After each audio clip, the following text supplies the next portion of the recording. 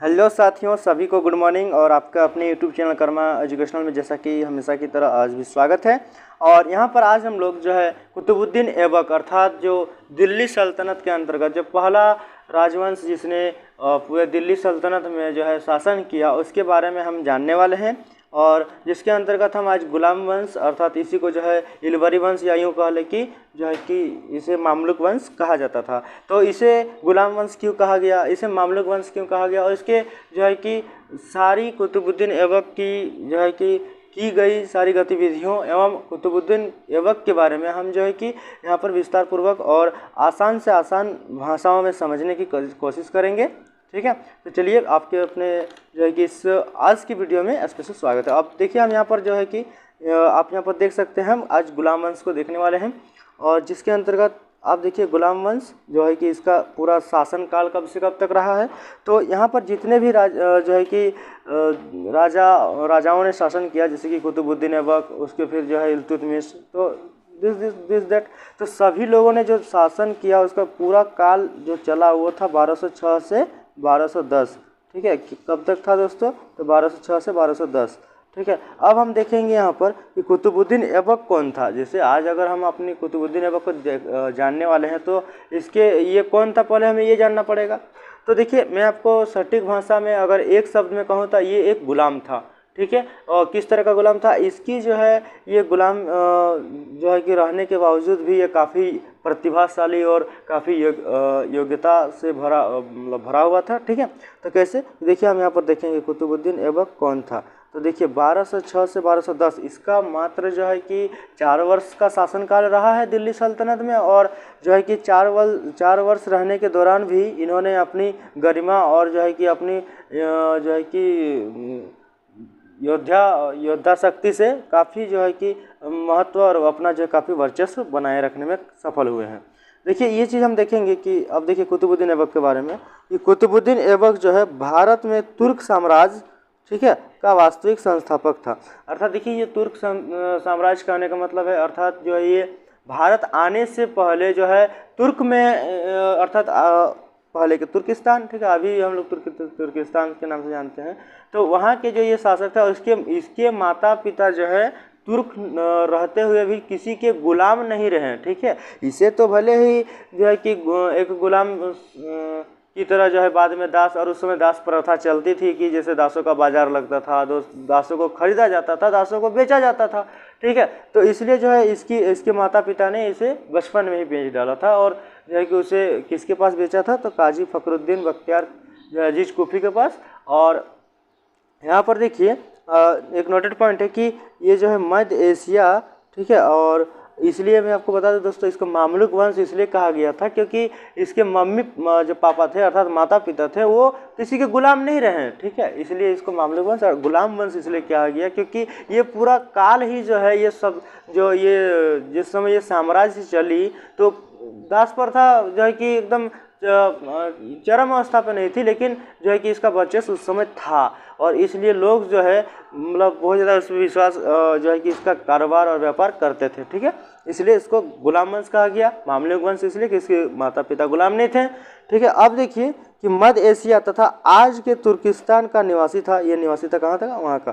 ठीक है, तो इसके बाद और देखिए जानकारी मैं आपको बता दूँ कि बचपन से ही जो है ये एक कुशाग्र, ठीक है, ये कुशाग्र बुद्धि वाला और क्या, तो देखिए दोस्तों और मैं आपको बता दूं इसके बारे में कि और जो है और प्रतिभाशाली व्यक्ति था। मैंने आपको कहा कि ये जो है मैंने पहले भी आपको बताया कि ये प्रतिभाशाली व्यक्ति था। इन्होंने अपनी प्रतिभा से जो है कि काफ़ी नए नए कार्यों को किए हैं। तो किस तरह से देखिए, लेकिन कुरूप था अर्थात दोस्तों ये जो देखने में सुंदर नहीं था। ठीक है, कुरूप अर्थात रूप का उल्टा कुरूप। ठीक है, और उसके बाद देखिए ये हो गया। उसके बाद देखिए ये बचपन में ही जो है उसे गुलाम बना दिया गया अर्थात इसके माता पिता द्वारा नैसापुर के बाजार जो ईरान में स्थित है, ईरान की राजधानी बगदाद, वहाँ पर जो है इसको बेच दिया गया।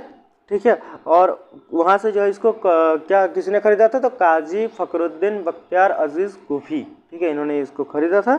उसके बाद देखिए जो खरीदने के बाद जो है कुछ ही समय में यह जो है मोहम्मद गोरी का अर्थात देखो वहाँ पर जैसे कि मैं आपको बता दूँ यहाँ पर ये जिनको जब ये इनको बेच दिया गया तो जब ये जिसने खरीदा अर्थात जिस भी व्यापारी ने इसे खरीदा एक एज ए दास की तरह, तो उसने क्या हुआ कि जैसे अब बेच दिया, तो वो जब आदमी मर गया अर्थात अजीज़ कोफीज साहब मर गए, तो उसके बेटों ने क्या किया, इसे पुनः बेच दिया गया और गजनी के बाज़ार में। तो वहाँ से जो है मोहम्मद गौरी ने खरीद लिया था और इसीलिए मोहम्मद गौरी का गुलाम हो गया, यहाँ पर कहा गया। उसके बाद देखिए, जब गौरी ने भारत पर आक्रमण किया तो ऐबक जो है उसके साथ भारत आया था। उसके बाद और उसके साथ समस्त युद्धों में भाग लिया और अपनी अत्यधिक जो है कि उसे जो है अत्यधिक सहायता दिया। मतलब जो है कि अपने घुड़सवारी सीखना, ये सब सीखना, जब तक ये भले थोड़ा सा पढ़ने लिखने में कमज़ोर था, ठीक है, यहाँ पर सही, यहाँ तक बात सही है, लेकिन घुड़सवारी, तलवारबाजी, ये सब इसे इस शिक्षाओं में जब ये किसी के भी गुलाम रहा, लेकिन उसी दौरान इन्होंने बेहतर ढंग से सीख लिया। और जिस कारण से जो है इन्होंने जो है कि कुतुबुद्दीन ऐबक ने जो ये आपके मोहम्मद गौरी हुए, तो मोहम्मद गौरी का दिल बहुत अच्छे तरह से जीत लिया। ठीक है, आप देखिए क्या हुआ कि उसके बाद देखिए, उसके बाद यहाँ पर आपको देखना है, देखिए कि यहाँ पर फिर कहता है कि उसने गुलाम बना दिया। उसके बाद इसके जो भारत जब आया तो उसके साथ समस्त युद्धों में अपना जो है कि साथ दिया। उसके बाद जो है कि अत्यधिक सहायता दी। अतः तराइन के द्वितीय युद्ध, ठीक है, तराइन का द्वितीय युद्ध अर्थात 1192, ठीक है, 92 ये हो गया। तो के बाद जो है मोहम्मद गौरी का अपने जीते हुए इस प्रदेशों के लिए जो है अपना प्रतिनिधित्व चुन लिया। अर्थात दोस्तों कि जब ये जीत गया तो अपना जीता हुआ जो क्षेत्र है, तो उस क्षेत्रों के लिए इसे जो है अपना ये प्रतिनिधिकारी चुनने को तैयार हुआ। अब देखिए दोस्तों, अब हम यहाँ पर देखेंगे कुतुबुद्दीन ऐबक की समस्याएं। ठीक है, इसको क्या क्या समस्या हुई थी, तो देखिए यहाँ पर आप देख सकते हैं कि जिस समय कुतुबुद्दीन ऐबक स्वतंत्र शासक बना तब उसके सामने अनेक समस्याएं थीं जिनका समुचित समाधान किया जाना अत्यंत आवश्यक था। कुतुबुद्दीन ऐबक की समस्याएं इस प्रकार थी। ठीक है, तो क्या क्या समस्याएं थी दोस्तों, हम देखेंगे यहाँ पर। ठीक है, तो देखिए सबसे पहले आती है समस्याओं में प्रमुख, ठीक है, अमीरों की समस्या। अर्थात अमीर जो वहाँ पर थे, अमीर थे, जो सरदार लोग थे वो सब, तो उन लोग क्या किए कि ऐबक जब राजगद्दी पर बैठा तो दोस्तों मैं आपको बता दूं कि उसके सामने अमीर अपने जो अमीर लोग थे वहाँ के, ठीक है, तो वो लोग जो है उसको अपना सुल्तान मानने, अर्थात सुल्तान मानने से मना कर दिए और स्वीकार करने के लिए जो है उसे तैयार नहीं थे। मतलब इसे जो है अपना सुल्तान मानने को तैयार नहीं थे। और देखिए उसी तरह से जो है यहाँ पर, अर्थात जो यहाँ पर इसका जो है मोहम्मद गौरी का जो ये सब सेनापति लोग थे, जैसे कि यल्दोज हो गया, कुबाचा हो गया तथा खिलजी सरदार, सभी उनकी जो है इनकी क्या थी, इन लोग कतई मानने के लिए तैयार नहीं थे कि एक जो है दास हमारा सरदार होगा, एक दास जो हमारा राजा होगा। अब देखिए, अब हम यहाँ पर देख सकते हैं कि इसकी अधीनता स्वीकार करना अपमान समझते थे। अर्थात ये कहते थे कि अगर हमारा राजा बनता है तो ये हमारे लिए अपमानजनक बात है। इस कठिन परिस्थिति के निराकरण के लिए जो है ऐबक ने काफ़ी, ठीक है, ऐबक ने कभी जो है काफ़ी संघर्ष करना पड़ा। ठीक है, उसके बाद देखिए दूसरा कारण क्या था, दूसरा कारण हम लोग देखेंगे। तो दूसरा कारण जो प्रमुख था वो है हिंदू राज। ठीक है, देखिए हम सभी जानते हैं कि तुर्क और ये जो है कुतुबुद्दीन ऐबक एक मुसलमान जो है कि शासक थे, और हिंदू राज्य जो था, हिंदू राज्यों की बढ़ती हुई शक्ति भी ऐबक के लिए चुनौती बन गई थी, क्योंकि उत्तर भारत के हिंदू शासक उसे विदेशी आक्रमणकारी समझते थे। अर्थात विदेशी आक्रमणकारी समझते थे, इसलिए उसको जो है कि उतना जो है कि वैल्यू नहीं दिया गया और उसको मानने के लिए तैयार नहीं थे। ये जो है कि इसकी कठिनाइयों में से एक थी प्रमुख कारण। उसके देखिए अधीन होने के जो है अपेक्षा अपनी सत्ता के विरुद्ध विद्रोह करने का तत्पर रहते थे। अर्थात वो कहते थे कि हम इससे विरुद्ध कर लेंगे, इसका विरोध करेंगे, लेकिन इसको अपना सत्ता का शासक नहीं मानेंगे। ये हो गया। तीसरा हम लोग देखेंगे, देखिए दोस्तों तीसरा हमारे पास है सीमा प्रांतों की सुरक्षा। अर्थात कुतुबुद्दीन ऐबक जो है के लिए आवश्यक था कि वो जो है सीमा प्रांतों की सुरक्षा का सही तरीके से प्रबंध करे, क्योंकि ख्वारिज़्म के शाह के मध्य में जो है मध्य एशिया में जिस विशाल साम्राज्य की स्थापना की थी उसे देखते हुए ऐसा करना और भी ज़रूरी था। ठीक है, अर्थात देखिए जब कोई भी अगर साम्राज्य आप जीत रहे हैं, फिर एरिया है, तो उसको कैप्चर करना, उसका किलाबंदी, उसको घेरना, ये सब जो है सारा चीज़ सुरक्षा व्यवस्था करना अति आवश्यक होता है, हम सभी जानते हैं। अब देखिए, अब हम देखेंगे चौथा कारण जो है हमारे पास वो है देखिए देख सकते हैं सशक्त सीमांत, ठीक है, वह अधिकारी। तो इसमें हम लोग देख सकते हैं, ठीक है, कि इसके शासन के अंतर्गत जो है तुर्की सामंतों व अधिकारी में भी पारस्परिक वैषम्य जो है कि वैमनस्य और संघर्ष था। ऐबक को यह आशंका होने लगी थी कि भारत नरेश इसका लाभ उठाकर स्वतंत्र होने का प्रयत्न करने लगेंगे। ठीक है, ये हो गया। उसके देखिए पांचवा कारण जो हम देखेंगे, पांचवा कारण है हमारे पास आंतरिक अशांति व अव्यवस्था। संपूर्ण उत्तरी भारत जो है विद्रोह के कारण आंतरिक व्यवस्था, प्रशासन और कुछ जो है कानून शिथिल हो रहे थे। ठीक है, उसके बाद जो है कि आपको ये देखना है कि चतुर्दिक अशांति और अव्यवस्था जो है व्याप्त थी। ठीक है, अब देखिए ऐबक के लिए जो है अस्थायी साम्राज्य करने के लिए शांति और कानून की व्यवस्था स्थापित करना अत्यंत आवश्यक था। ये हो गया दोस्तों। आप देखिए अब जो हमारे पास आया है ये है एक मोस्ट इम्पोर्टेंट, जो है कि इससे क्वेश्चन हमेशा किसी भी प्रकार के एग्जाम्स में भी ले लीजिए, और सपोज दैट कि अगर आप BA second year third semester में है तो यहाँ से जो है कि क्वेश्चन आपका आना ही आना निश्चित है। तो दोस्तों यहाँ पर आपको देखना बहुत ज़रूरी है। किस तरह से, तो देखिए कुतुबुद्दीन ऐबक की उपलब्धियाँ, यहाँ से जरूर पूछता है उपलब्धियाँ क्या क्या थी, तो इसकी उपलब्धियाँ निम्नलिखित थी। किस तरह से, पहला उपलब्धि था तुर्क सरदारों का सहयोग। ठीक है, अर्थात तुर्की सरदार जो थे उन लोग का सहयोग, इसका तो उपलब्धि का कार्य पहला ये है। भारत में जो है अपनी स्वतंत्र प्रभुत्व स्थापित करने के लिए ऐबक ने प्रमुख तुर्की सरदारों को अपने अधीन करने में सफलता प्राप्त की, और वैवाहिक संबंध द्वारा भी जो है उनकी स्थिति सुदृढ़ बनी रही।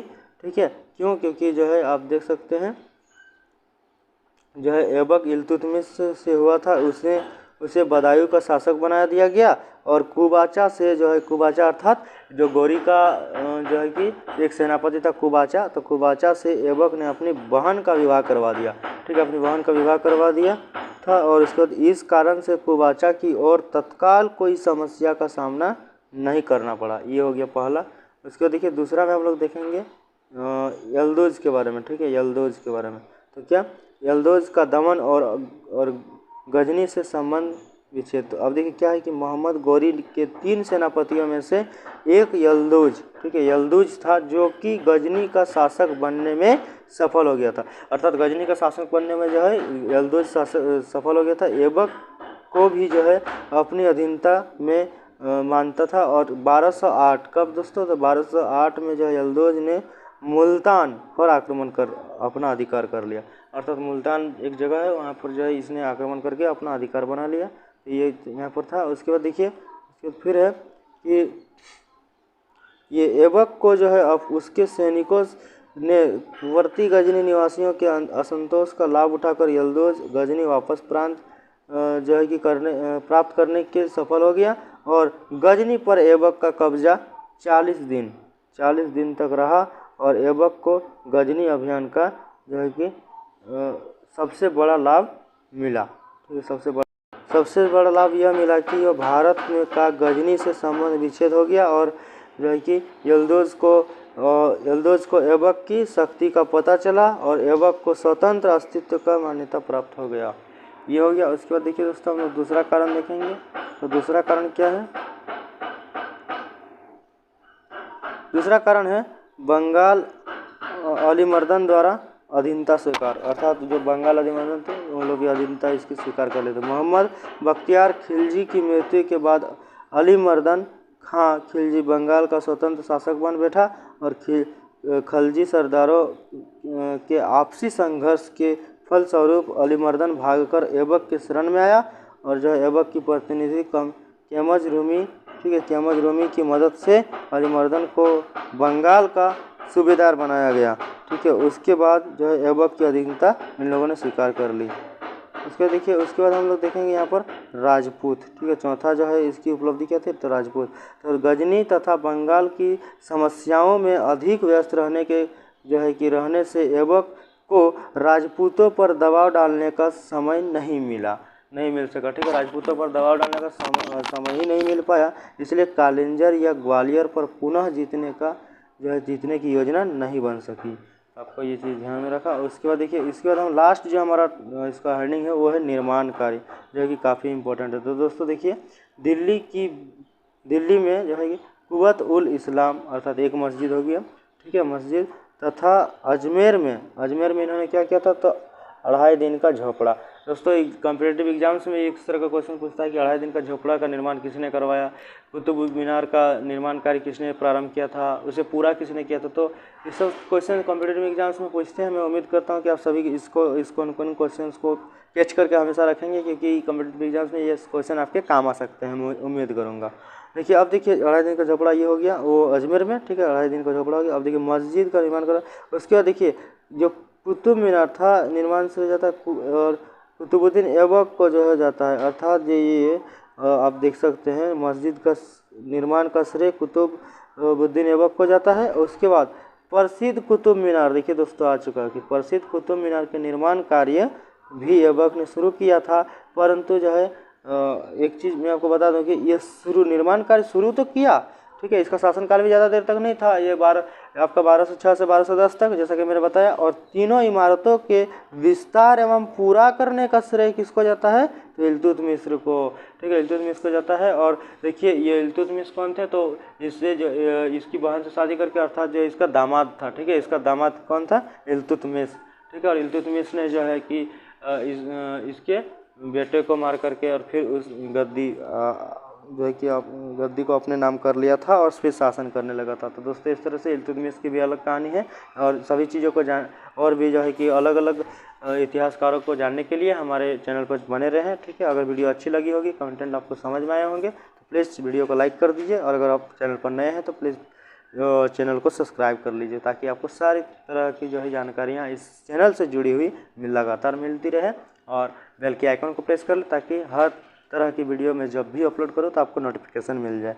ओके दोस्तों, तो फिलहाल आज के लिए इतना ही, फिर मिलेंगे एक धांसू वीडियो के साथ। तब तक से आप अपना ध्यान रखें। Thanks for watching this video, और bye Karma educational. Good morning सभी को, आप सभी का जो है सवेरा और पूरा दिन मंगलमय और शुभमय हो। ओके दोस्तों, thank you, take care, bye bye.